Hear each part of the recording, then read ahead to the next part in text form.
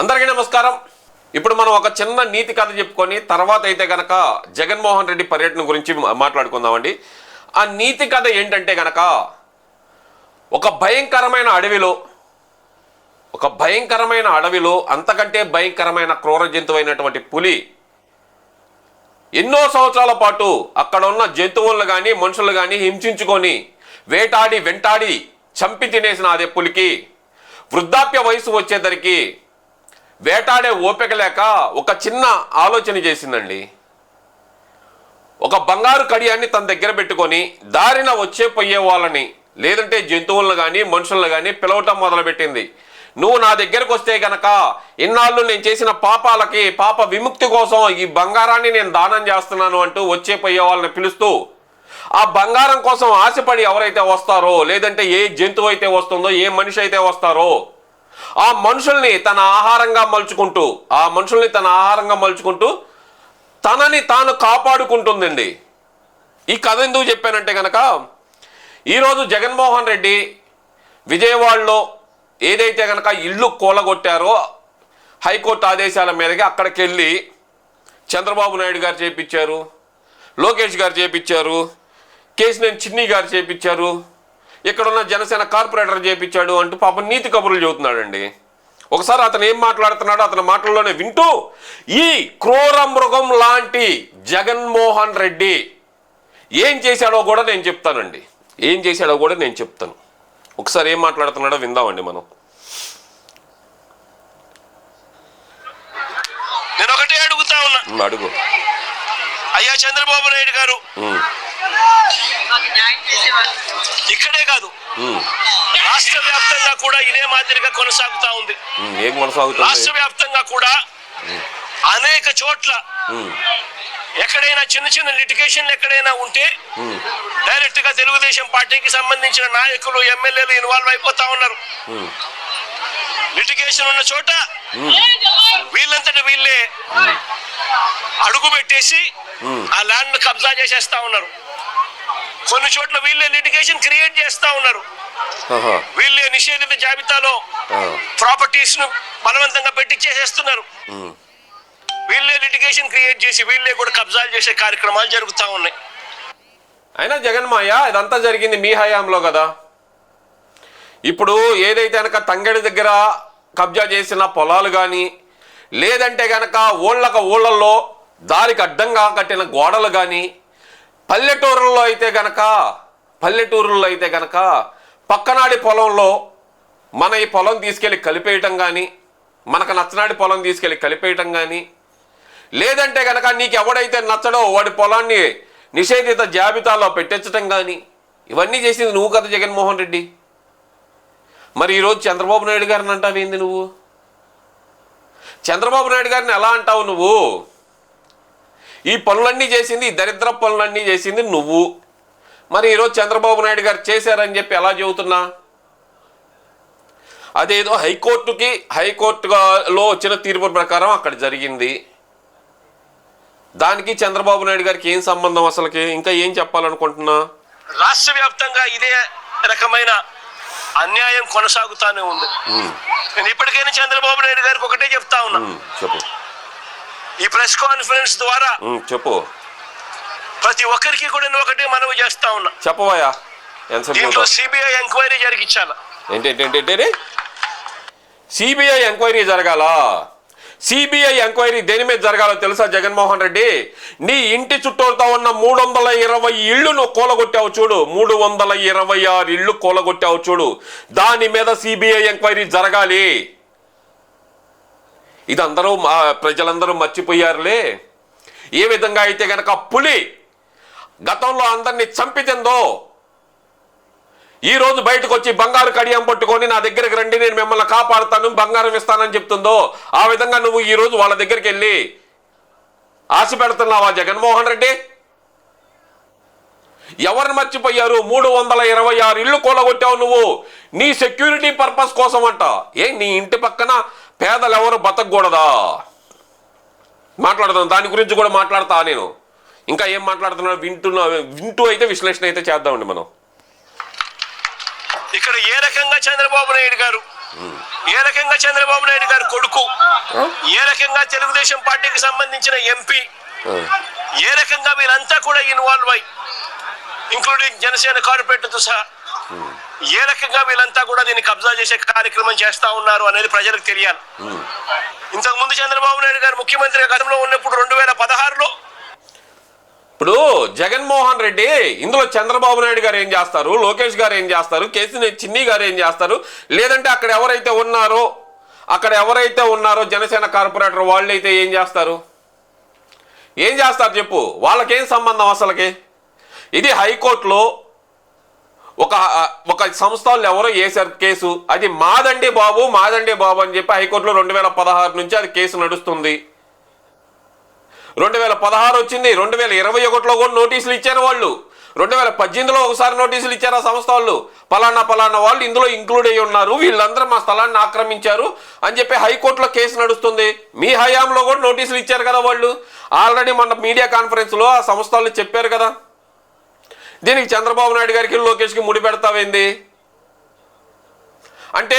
నీ ఇంటి పక్కన ఉన్న 320 ఇళ్ళు కూలగొట్టి నువ్వు ఆ స్థలాన్ని అంతా కబ్జా చేసావా? 326 ఇళ్ళు కూలగొట్టి నువ్వు ఆ స్థలాన్ని కబ్జా చేసావా? మరి వాళ్ళ బ్రతుకులేంటి ఈరోజు? ఇంకా ఏదో మాట్లాడుతున్నాడండి, విందాం. ఒక ఫేక్ సొసైటీ క్రియేట్ చేసి 1981 డేట్ వేసి ఏ రకంగా పేదల ఆస్తుల మీద, పేద ప్రజల ఆస్తుల మీద ఏ రకంగా కన్నేశారు అన్నది కూడా ఇవన్నీ బయటికి రావాలి. వస్తాయి ఇవన్నీ కూడా రాష్ట్ర ప్రభుత్వం కోర్టుల్లో ప్రజల. ఒక నిమిషం, ఇక్కడ 1981లోనే వాళ్ళు కొన్నట్టు ఒక సొసైటీ వాళ్ళు దీన్ని 2016 నుంచి కోర్టులో పోరాడుతున్నారు. 2018లో ఒకసారి నోటీస్ ఇచ్చారు వాళ్ళకి, 2021లో ఒకసారి నోటీస్ ఇచ్చారు, 2023లో ఒకసారి నోటీస్ ఇచ్చారు. నోటీస్ ఇస్తే అది ఫేక్ సొసైటీ అనుకుంటే గనక హైకోర్టు వాళ్ళు ఆ సొసైటీకి అనుకూలంగా తీర్పు ఎలాగిచ్చారు? అసలు అక్కడ జరిగిందేంటి?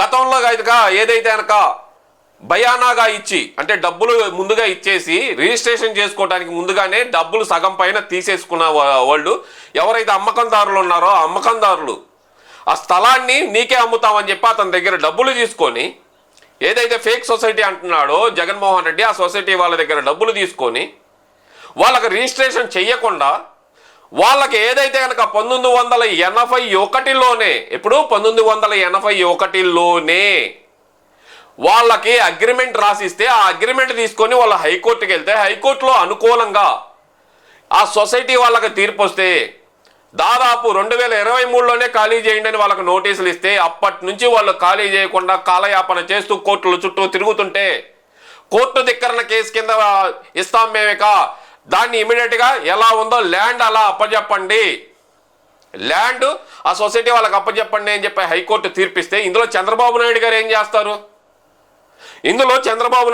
చేస్తారు? నారా లోకేష్ గారు ఏం చేస్తారు? వీళ్ళకేం సంబంధం? అసలుకి నువ్వు మాట్లాడే మాటలు జగన్మోహన్ రెడ్డి కొంచెమైనా సరే కొంచెం బుర్ర ఇంగిత జ్ఞానం ఉండాలి. ఎవరైనా మాట్లాడతారా?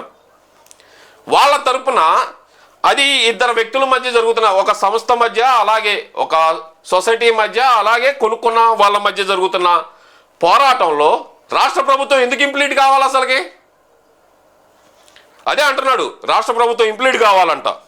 తరపున పేదల తరపున, మధ్య తరగతి వాళ్ళ తరపున ఆర్గ్యుమెంట్ చేయాల్సింది పోయి, వాళ్ళకు తరపున నిలబడాల్సింది పోయి, వీళ్ళకు వ్యతిరేకంగా రాష్ట్ర ప్రభుత్వమే స్వయంగా కోర్టులలో వ్యతిరేక అఫిడవిట్లు, వ్యతిరేక పిటిషన్స్ వేసి వీళ్ళకి అన్యాయం చేయడంలో రాష్ట్ర ప్రభుత్వం. జగన్మోహన్ రెడ్డి అబద్ధాలు కళ్ళార్పకుండా చెప్పటంలో ఎవరైనా ఉన్నారు అంటే గనక, కబ్జా చేసే కార్యక్రమం చేస్తా ఉన్నారు అనేది ఎవరైనా సరే ఉన్నారు అంటే గనక అబద్ధాలు చెప్పటంలో, కళ్ళార్పకుండా అబద్ధాలు చెప్పటంలో నీ తర్వాతే జగన్మోహన్ రెడ్డి ఎవరైనా సరే.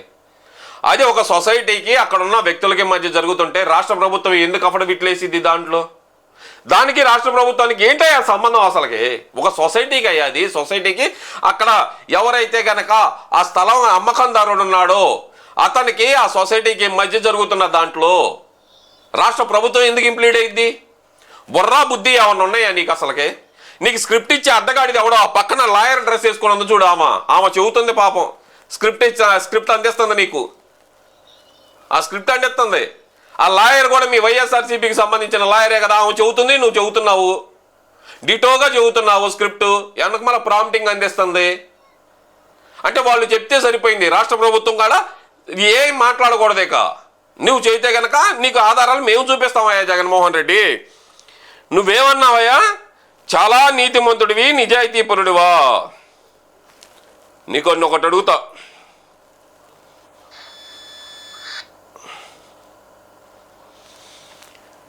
నువ్వు నీ ఇంటి చుట్టూరుతో బారికేడ్లు వేసుకున్న తర్వాత, నీ ఇంటి చుట్టూరుతో వ్యూ కటింగ్ పేరుతోటి రాష్ట్ర ప్రభుత్వం డబ్బులు 13 కోట్లు పెట్టి వ్యూ కటింగ్ పేరుతోటి నీ ఇంటి చుట్టూరుతో బారికేడ్లు వేసుకున్న తర్వాత చుట్టుపక్కల నీ ఇంటి పక్కన ఎవరు ఉండకూడదా జగన్మోహన్ రెడ్డి? మరి అప్పుడు ఒక కాలనీ మొత్తాన్ని ఖాళీ చేయించావు కదా. 326 ఇళ్ళు ఉన్నాయి, నీ సెక్యూరిటీ పర్పస్ కోసం ఖాళీ చేయించావని చెప్పి ఆ రోజు అక్కడ ఎంతమందిని బలవంతంగా లాగిచ్చేసావు అక్కడి నుంచి. శివశ్రీ గుర్తుందా? ఎవరు? జగన్మోహన్ రెడ్డి. శివశ్రీ గుర్తుందా? నీ హయాంలో నీ వాలంటీరే ఆ రోజు అక్కడ జరుగుతున్న అన్యాయాన్ని అడ్డుకోలేక ఆమె రాజీనామా చేసి ఇది తప్పన్నా జగనన్నా మమ్మల్ని కాపాడన్నా అంటే ఆమె మీద ఎంతమంది చేత దాడి చేపించా? ఆ శివశ్రీ అనే ఆ మహిళది, శివశ్రీ అనే మహిళ, ఆ యువతి, నీ దాంట్లో పనిచేసిన వాలంటీర్ ఆ యువతి అన్నా ఇది తప్పన్నా అని చెప్పినందుకు అర్ధరాత్రి 11ంటికి వాళ్ళ ఇంటికి నైట్ బుల్డోజర్లు పంపించి వాళ్ళ ఇళ్ళని కూలగొట్టింది నువ్వు కదా. మరి ఈరోజు బయటకు వచ్చి మాట్లాడి జగన్మోహన్ రెడ్డి దాని గురించి అందరికీ కాళ్ళు పట్టుకొని క్షమాపణ చెప్పి, అమ్మా నా ఇంటి వల్ల మీ అందరికి నష్టం జరిగింది, మా ఇంటి వల్ల మీ అందరికి నష్టం జరిగింది, 326 ఇళ్ళు కూలగొట్టించి అందులో 110 మందికి సెంటున్నర స్థలాలు ఇచ్చి నువ్వు 112 మందికి 112 మందికి సెంటున్నర స్థలాలు ఇచ్చి మిగతా 224 మందిని ఏం చేశా? 214 మందిని ఏం చేశా? 326 ఇళ్ళు కూలగొట్టించావు, 112 మందికి సెంటు స్థలాలు ఇచ్చావు, మిగతా 214 మందిని ఏం చేశావు? ఏ గాలి కొదిలేసావు జగన్మోహన్ రెడ్డి? శివశ్రీ నీ హయాంలో పనిచేసిన వాలంటీర్ ఆ రోజు మొత్తుకొని చెప్పింది, అన్నా ఇది తప్పన్నా, మేము ఇక్కడ ఎన్నో ఏళ్లగా ఇక్కడ స్థిర నివాసం ఏర్పరచుకొని ఉన్నామన్నా, మా పొట్టగొట్టొద్దన్నా, మా ఇల్లు పడగొట్టొద్దన్నా అని చెప్పి ఆ రోజు మాట్లాడింది. ఆమెనేం చేపించా? దొంగ కేసు ఒకటి పెట్టి అరెస్ట్ చేయించావు. ఈరోజు బయటకు వచ్చి పేదలకి మధ్యతరగతి వాళ్ళకి నేను అండగా ఉంటానని చెబుతున్నాం. మరి ఆ రోజు ఉంది అక్కడ పేదలే కదా. ఇంకో మాట కూడా చెప్పాడండి ఇందులో, నేను అది వినిపిలేదు కానీ ఇంకో మాట కూడా చెప్పాడు. ఏమంటున్నాడు? నాలా కనెక్షన్ ఇచ్చారు, బిల్డింగ్ అప్రూవల్ ఇచ్చారు, కరెంట్ కనెక్షన్లు ఇచ్చారు, ఇంటి పన్ను వసూలు చేస్తున్నారు, ఇవన్నీ చేసిన తర్వాత ఈ వాళ్ళ హక్కు కదా అంటున్నావు కదా. ఈ 326 గృహాల వాళ్ళు కూడా ఇంటి పన్ను కట్టారు, నాలా పన్ను కట్టారు, కరెంటు బిల్లు కట్టారు, రోడ్డు సెస్సులు కట్టారు, వాళ్ళ ఇంట్లో రోడ్లేసి ఉన్నాయి, డ్రైనేజ్ కనెక్షన్లు ఉన్నాయి, అన్నీ ఉన్నాయి. మరి ఆ రోజు ఎందుకు కూలగొట్టావు? ఆఫ్టర్ ఆల్ నీ ఇంట్లో ఉండే నలుగురు కోసం 326 ఇళ్ళు పగలగొట్టి ఈరోజు వచ్చి నేను సాత్వికమైన పులిని, నేను మారిపోయిన పులిని, ఇదిగో ఈ బంగారు కడియం మీరు తీసుకోండి అంటూ వాళ్ళకేదో ఆశ చూపించి వాళ్ళు దగ్గరకు రాగానే దాన్ని కూడా రాజకీయంగా వాడుకోవడానికి, వాళ్ళను కూడా దిగమింగటానికి ఇలాంటి డ్రామాలు ఏది జగన్మోహన్ రెడ్డి? నువ్వు ఎవరిని పిచ్చాలను చేస్తున్నా? ఈ 326 గృహాలకి నీ చేతులతో నువ్వు ఈ రోజుకైనా సరే ₹1 ఇచ్చావా? ప్రభుత్వ ఖజానా నుంచి తీసి ఇచ్చావు కదా డబ్బులు. నీ ఇంటి చుట్టూ రక్షణ కోసం ప్రభుత్వ ఖజానా నుంచి డబ్బులు ఎందుకు వసూలు చేయాలి? నువ్వు ఎందుకు ఇవ్వాలి? నువ్వు నీ డబ్బులు కదా నువ్వు ఖర్చు పెట్టుకోవాల్సింది. 326 ఇళ్ళు ఖాళీ చేపించి అక్కడి నుంచి రోడ్లు వేసుకోవడానికి, అక్కడ రోడ్డుకి 5 కోట్లు, కిలోమీటర్ రోడ్డు లేదు, 5 కోట్లు దానికి ఖర్చు పెట్టావు. నీ సెక్యూరిటీ సిస్టమ్ కోసం దాదాపు 4 కోట్లు ఖర్చు పెట్టావు. ఇవన్నీ కాదన్నట్టు ఖాళీ చేసి వెళ్తున్న ఇళ్లకి ప్రభుత్వ ఖజానా నుంచి 15 కోట్లు ఖర్చు పెట్టావు. ఎవడబ్బ సొమ్ము? ఈరోజు బయటకు వచ్చి పత్తిత్తి కబుర్లు చెబుతాను నేను అంటే నువ్వు చెప్పేదేంటా? ఒక రకమైన ఒక క్రూర జంతువు అయిన పులి ఒక బంగారు కడియం తీసుకొచ్చి నేను ముసలి వయసులో ఉన్నాను, నేను మీకు బంగారు కడియం ఇస్తాను అంటే కనుక నమ్మి ఆ కడియం కోసం వెళ్ళిన ప్రతి ఒక్కళ్ళు ఆ పులికి ఆహారమైనట్టే ఈరోజు జగన్మోహన్ రెడ్డి కనిపించిన ప్రతి ఒక్కదాన్ని రాజకీయం చేయడం కోసమే ఈ చెత్త పనులన్నీ చేస్తున్నాడని చెప్పి ప్రజలందరూ తెలుసుకోవాలని కోరుకుంటూ సెలవు తీసుకుంటున్నాను.